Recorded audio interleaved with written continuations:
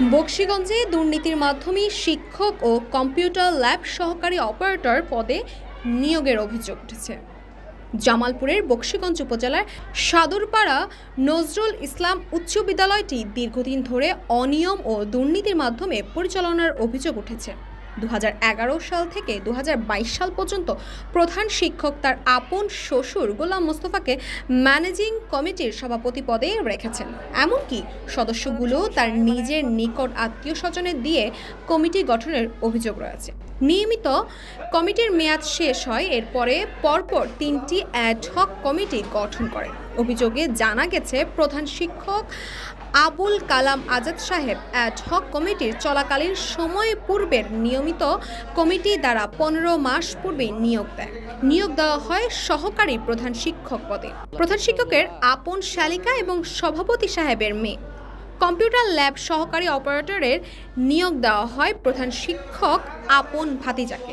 নিয়োগটি প্রকাশ হওয়ার পরে ছাত্র, শিক্ষক, অভিভাবক মহলের মধ্যে আমি 21 সালে নির্বাচন কিছু জানি না, এই নিয়োগ বিজ্ঞপ্তি সম্পর্কে কিছু জানি না।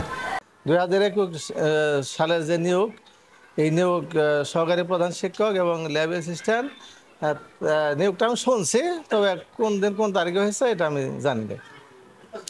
আর 2010 থেকে অদ্যাবধি অর্থাৎ 2024 সালে প্রবৃত্তি টাকা কিছু টাকা আমরা পাইছি, আর বাকি টাকা কিছু টাকা পাই নাই। নিয়োগের ব্যাপারটা আমি কিচ্ছু জানি না, এটা হেড স্যারের অফিসিয়াল বিষয়, হেড স্যারই ভালো জানে, আমি জানি না কিছু। নিয়োগ সংক্রান্ত যে বিষয়টা বললেন আমরা ওইভাবে জানি না, কারণ কোনো টিচারই ওইভাবে জানে না। 2021 নিয়োগ সম্পর্কে আমি জানি না, এবং নোটিশ খাতা কে জারি করছে তাও বলতে পারবো না, সম্পূর্ণ ওটা ভুয়া। জনমনে প্রশ্ন, নিয়োগপ্রাপ্ত সহকারী প্রধান শিক্ষক শরীফা আক্তার 15 মাস পূর্বে সহকারী প্রধান শিক্ষক পদে নিয়োগ পাওয়ার পর হাজিরা খাতায় সহকারী প্রধান শিক্ষক পদে দস্তখত করে এবং সহকারী শিক্ষকের বেতন ভাতা উত্তোলন করে। নিয়োগের 18 মাস পরে সে সহকারী প্রধান শিক্ষকের পদে এমপিওভুক্ত হয়।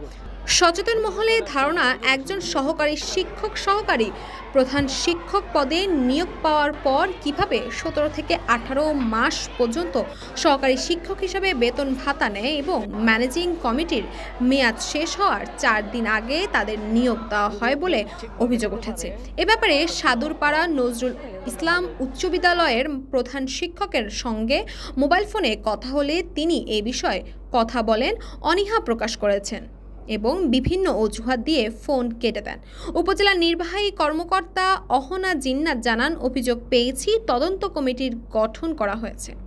তাসপিয়া তাবাসসুম, ইসময়, ঢাকা।